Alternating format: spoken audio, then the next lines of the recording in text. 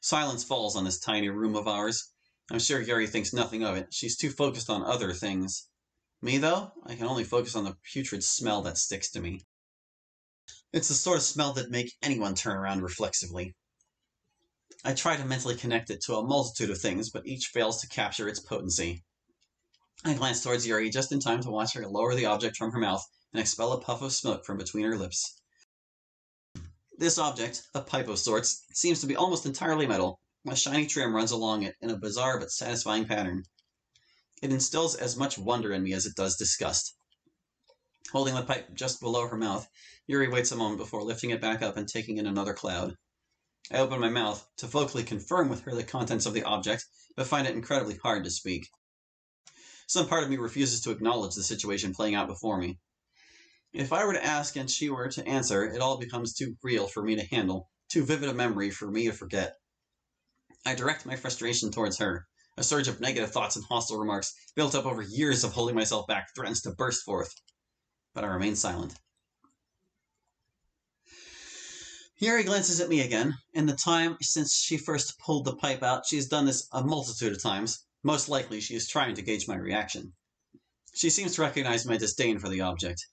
Not being completely inconsiderate, Yuri turns herself, and consequently the pipe, away from me. She takes another puff before resting it above her thigh, trapped between her index and middle finger. That's an intense stare you're giving me. It's very judgmental. This is something that deserves a level of scrutiny, isn't it? I suppose it is. I'm sorry if I offended you. If you were really sorry, you'd stop altogether right now. That's sort of difficult, considering... I know. Fair enough. Yuri remains emotionless. Despite my responses, her eyes seem emptier than before.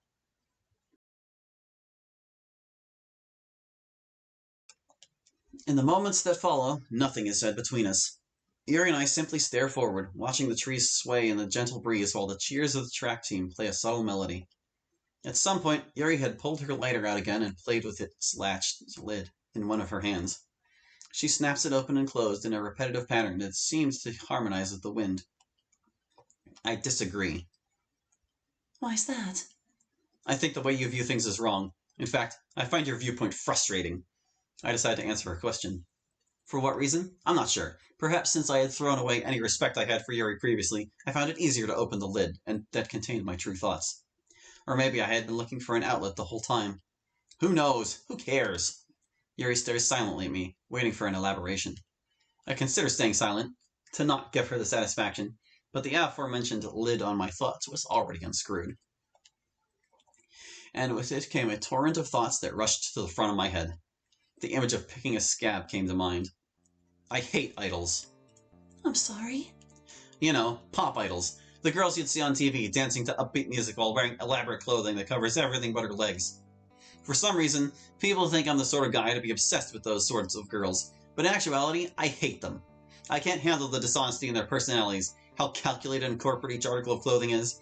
Imagining how many times they've practiced that plastic smile sends a shiver down my spine. Most people would be able to get over themselves, but I can't. Even with people, I hate dishonesty. That's why I disagree. I can't take being lied to in such a big way.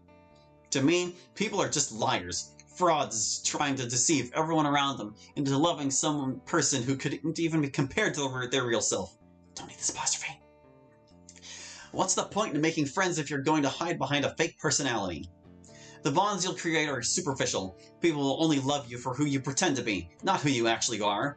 If you reach that level of desperation, you're better off just playing dating sims to fill the void of human affection. And yet, no one seems to mind this. We all go about our lives having chosen to simply ignore our ingenuine relationships. So we go on as compulsive liars, stringing our webs larger and larger until one day we can no longer recognize ourselves in the mirror. At that moment, they'll reach up to pull off the mask, only to find it composed of skin. People like Monica, whose performance has granted them a seat on the social hierarchy, I can't stand. But that's normal, right? That's just how the world is. Everyone's a liar, so it's okay, right? I try to say more, but I can't. My mind's too busy with activity to form a coherent stream of consciousness. All at once, multiple tangents fight for priority in my head. The whole while, Yuri stares at me with some emotion that I can't. Ah, of course, it's disappointment. Yuri doesn't respond, probably trying to take in everything I've said. I decide to probe her myself. Why just show me this part of yourself? This is something you'd only tell your closest friends about, especially considering that it's... I don't need to finish that sentence. It wasn't something I planned on. The circumstances just lined up. How so? I was coming down, so I came back here to smoke some more. Then you showed up and distracted me. I remembered near the end of our conversation because I could feel myself becoming more nervous. That's much simpler than you'd lead me to believe. Plus, that doesn't even explain why you did it in front of me. It just made sense in the moment, although that's probably because I'm addled. Obviously, dumbass. Yuri seemed a little hurt. Good.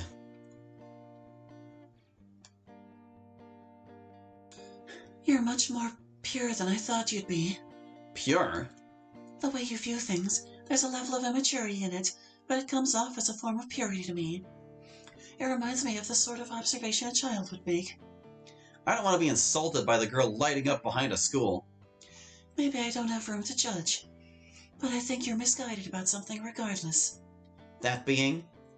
The idea that you'd want to be fully open with someone. Ignoring the fact that such honesty is seen as uncomfortable. Sure, by wearing a mask, you're only creating a bond between a fake version of yourself and a fake version of someone else, but isn't that for the better? It might seem nice, in principle, to be fully honest with someone else, but in practice it hardly ever works out. By being close with someone, you end up hurting each other as you're exposed to each other's true nature. Time and time again, you'll find yourself disgusted or confused by their thought process, by their actions, by their words. And it'll only continue to happen until one of you decide to end the relationship. I'm sure you've heard this before, but humans are like porcupines in the snow. The world is cold, unforgiving, so we huddle close for warmth, but remain a certain distance apart. Because getting any closer will only hurt the both of us as we prick the other with our spines. Just like right now. But I don't believe you truly think that way, Secretary. I think you're just trying to think of an excuse for yourself. An excuse for what? For the way you think, for why you always carry that sour expression. Did you know, even as you glare at me with such intensity, you don't come off angry. You come off as cautious. Yuri emphasizes this sentence by taking another drag from her pipe. I'm sure it'd come off as humorous if she hadn't already struck a nerve within me. Huh? You're always staring at the club members as if you're trying to pierce a hole into their deepest thoughts.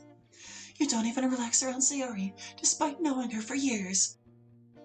It's almost like you're terrified of something unexpected happening, so you're trying to analyze each part of someone in anticipation for that moment. Yuri's words seemed to coil firmly around my neck. In the whole 2 weeks we've spent in that club, I've never seen you relax. You're always on guard, always waiting. And as she continued, they squeezed tighter and tighter until air could no longer escape from my mouth. Yuri shifts herself closer to me. I try to shift myself back, but find the wall pressing against me. One thing you said gave it all away, Secretary. Most people are able to get over themselves. If you truly felt the way you say you do, why would you start off your explanation with that? Don't need this eye. When you say something like that, it's almost as if you're judging yourself, like you know what you're about to say is wrong. She leans forward, filling my vision. I try to avoid eye contact, but her gaze seems to follow me wherever I look. Unnerving, isn't it? I feel as if my entire face is being evaluated and picked apart, like Yuri's looking for the crack in my armor. Being stared at with such intensity makes you feel guilty, even if your conscience was previously clear. You start running through all the small things that bother you about yourself as you scurry to try and hide whatever it is they see. But in reality, aren't you the guilty one for looking at others like that? I squeeze myself against the wall, trying to create any space between me and Yuri. Don't need to find. Something interests me about you. Why are you this way? Some people are just wary, but no one's this cynical and paranoid naturally. Well, some people are. Something happened to you. You're wrong. I've always been this way. Is what I want to say, but the words can't escape the flood of guilt my brain is experiencing. There's nothing I can say to escape. The longer she stares at me, the wider I can feel her tear me apart. Her slender fingers are gripping into me and tearing layer after layer of my defenses until she'll lunging forward and pierce my very being. I wonder what it was. I place a hand on Yuri's shoulder. I inhale sharply. The wound closes. I'm done here. I resort to the most effective weapon in my arsenal and excuse myself from the conversation. As I stand up and slowly walk away from Yuri, I begin to make various excuses to myself. Right before I turn the corner, I stop. A sudden question pops into my mind, and I turn back to Yuri. I know she won't tell me the truth, but her reaction and discomfort is good enough for me. Something happened to me that made me the way I am, right? No one's the way they are naturally. We're all victims of a fate thrust upon us. So that means the same is true for you, right? She doesn't say anything, instead turning slightly to the side, avoiding my gaze entirely. Following her eyes, I find that she's staring intensely at her bag, or maybe something inside it that I can't see from here. She slowly parts her lips to speak, but closes them soon after. Coward. I wonder which of us I'm talking about. Yuri! Sayori's voice slices through the air, hammering in the nail for this conversation. I totally forgot about her. She's probably been tearing up the school looking for Yuri. Yuri tenses up once she recognizes the source of the voice and frantically looks around, trying to come up with a way to hide the smoke and smell. The desire to stand and idly wait for Yuri to be caught jumps to the forefront of my mind. However, a persistent, quiet voice in the back of my mind begs for me to listen. I quickly make my way towards the source of the voice. As soon as I turn the second corner, Sayori immediately fills my vision. Ah, you scared me! Sayori jumps back as we narrowly avoid running into each other. Sorry. Oh, I forgot to text you earlier, but I found Yuri. Really? Where was she? I was pretty sure I looked for the entire school. She was... It's not like I can tell her the truth, but what would be a good alibi for me and her? Or both me and her. She was near the entrance, thinking she left her bag behind in one of her classes. I caught her right before she was about to give up and go home. Then why are you over here? Why do you smell so... Sayori steps closer to me and takes a sniff.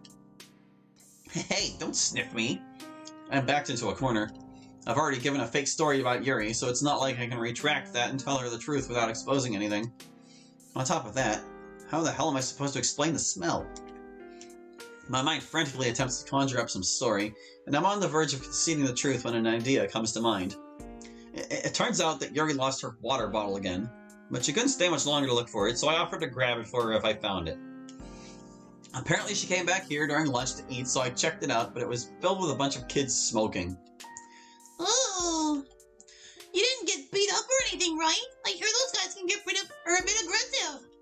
Nothing like that. They're actually pretty kind, just shy. So shy that they have trouble talking to women, so let's get home, alright? Oh, okay. Sayori seems a bit overwhelmed by my story, but it does get her to start walking away. At that time, Sayori's phone buzzes and she pulls it out to respond.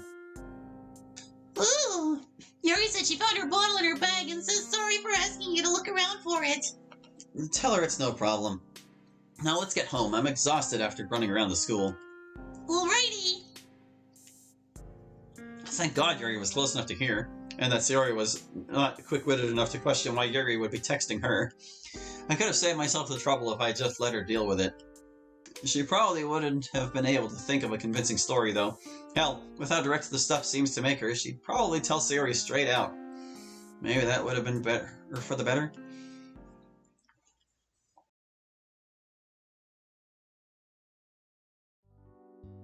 Today's after-school chat is about as normal as ever, which means it's also extremely forgettable.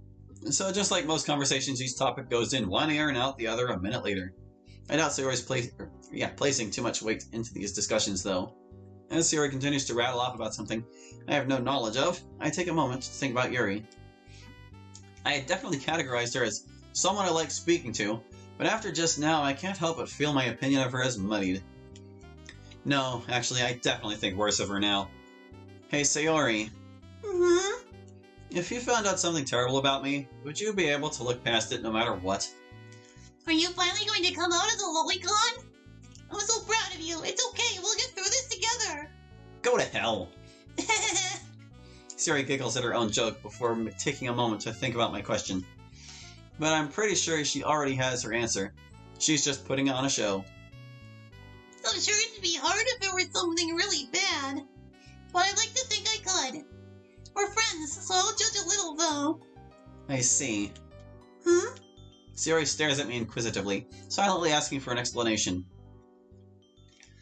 I expected an answer like that. Sayori's probably the only person who could say something so kind-hearted and actually mean it. However, standing so close to such a blinding ray of light casts a shadow on what it can't reach, and so I can't help but feel frustration with myself. If only I hadn't been so selfish and placed Yuri on some kind of pedestal, then I wouldn't have to deal with these feelings of disenchantment. The two of us would be able to talk like we always do. But now all I'm left with is a bitter taste and a horrible smell on my uniform. If only I could be as understanding as Sayori. If only. I let out a deep sigh. Sayori, wanna go get some ice cream? Wait, really? Yeah, I got some money left and I'm in the mood for something sweet. Alright, come on. Whoa, calm down. Sayori grabs me by the wrist and starts dragging me towards the nearest vendor. No, we have to hurry and get there before the kids get out of school. They'll steal all the strawberry. Of course, that's what got you motivated, rather. Huh. The sun's already starting to set. Poem 6. Thena. There's your credits.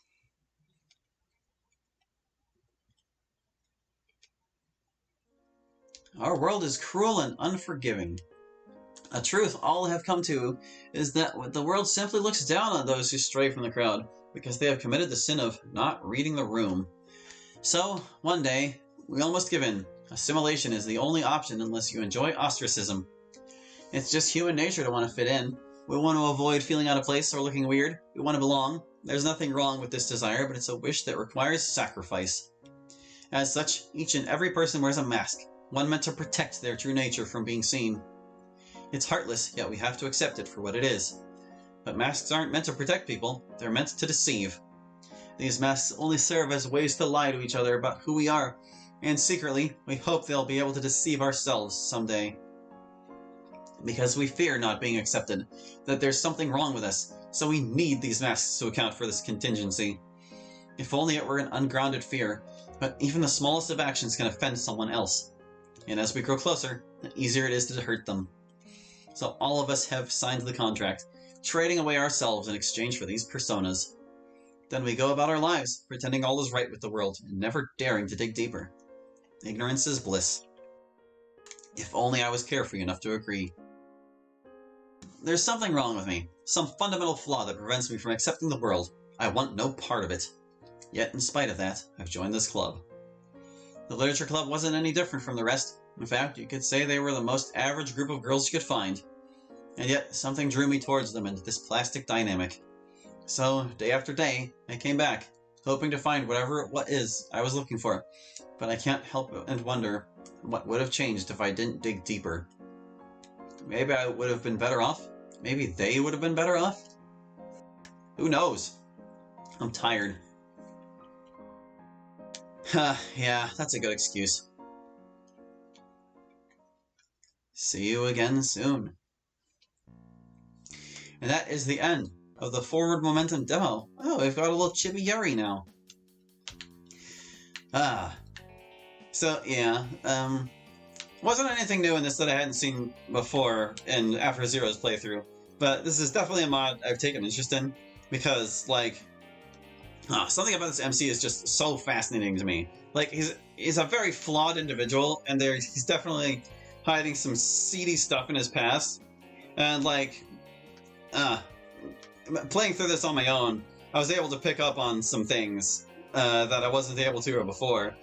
So, like, it all just has me so curious. And, like, the way he interacts with all the characters, and, like, just the events, and, like, the rumors. Oh, man, there's a lot of intrigue in this mod, and it's really fascinating to me. But, unfortunately, it's unfinished. So that's gonna do it for now. So thank you for watching. I hope you enjoyed. And hopefully someday we'll catch you with more Forward Momentum. But next time, it's gonna be another mod. So, hope to see you then. Bye-bye.